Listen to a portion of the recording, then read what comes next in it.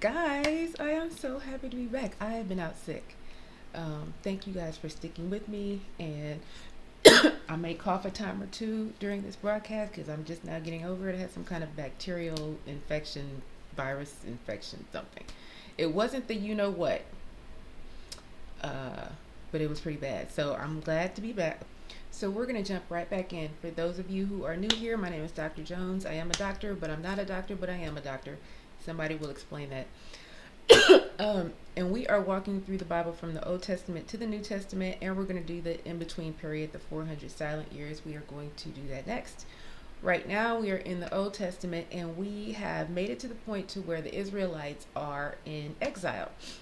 Northern Israel has been conquered by Assyria. The 10 tribes that lived up there, they're gone. They've assimilated into wherever they went. All that was left was the tribe of Judah and Benjamin. So now the Babylonians have come in and they have conquered Judah, and they are now taking people into exile. Now, we looked at exile last class through the eyes of the prophet Ezekiel, who was kind of crazy. Well, he wasn't crazy, but he was crazy. Yeah. I mean, he did some crazy things. So if you're interested in that, go check out that video. That was the last class that we did. He had some prophecies, and he's mostly known for his dry bones, the vision of the dry bones, the valley of the dry bones. Everybody knows him for that. But he also had some other visions, and those were regarding the Israelites' time in exile as well. And we need to know those because they had an impact on Israel while they were in exile. We focused on exile through the eyes of Ezekiel last class.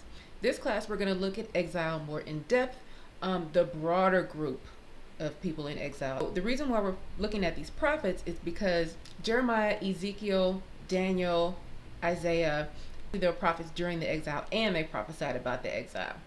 Daniel actually prophesied about the 400 years in between period. So we're not going to get into Daniel right now. And I'm smiling. For those of you who have been here, y'all know this excites me so much. It's just so, my favorite word is fascinating. So it's just so, it's just amazing how God put together the Bible, how these people were inspired to write this history, put down their visions, create this work. It's just so inspiring. So Daniel was a prophet during exile, but he prophesied about the 400-year period that would come after. That's gonna be so good when we get into that, y'all.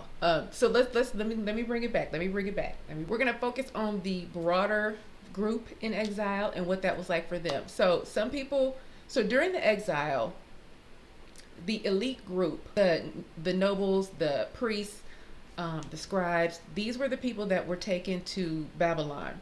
There were also people who, during this wartime period, fled to Egypt. They weren't necessarily exiled to Egypt, but they fled to Egypt. So we have Israelites, we have Judeans going to Babylon, we have Judeans going to Egypt, and we also have Judeans that they would call like the tillers of the ground and like farmers and people who could work the soil.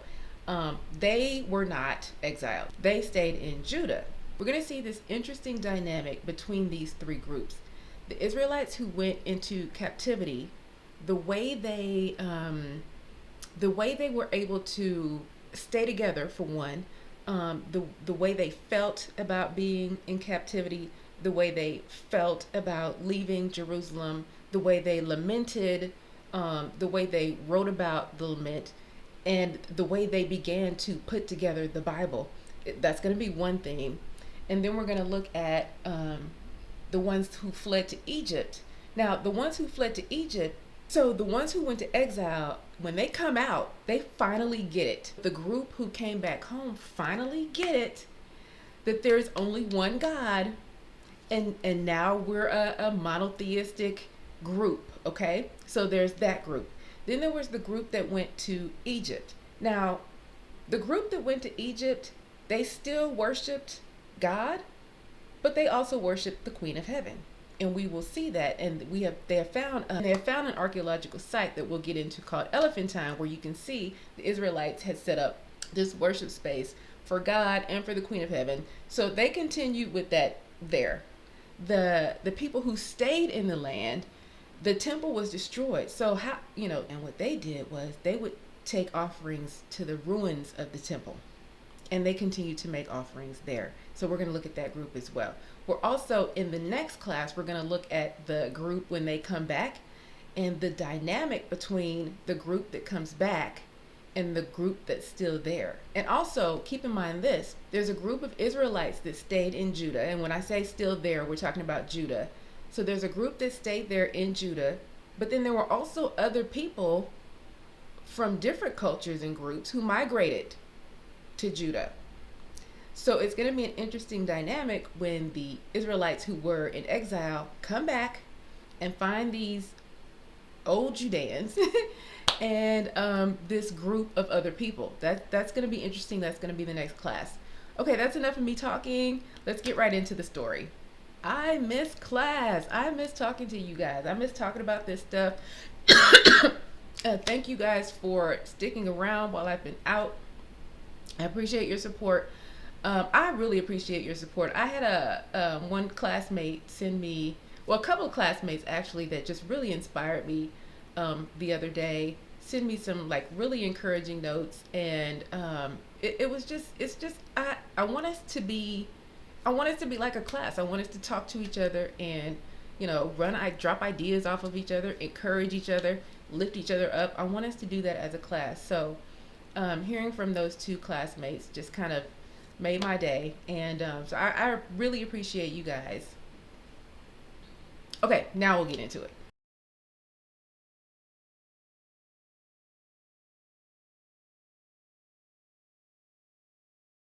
Okay, so let's recap. We have the people taken into exile. They were separated into about 3 groups. There was a group of people who were the upper class. These are the priests. These are the scribes, the literate people, the elites. These are the people that were taken into captivity, into exile. Then we have people who sort of fled to Egypt.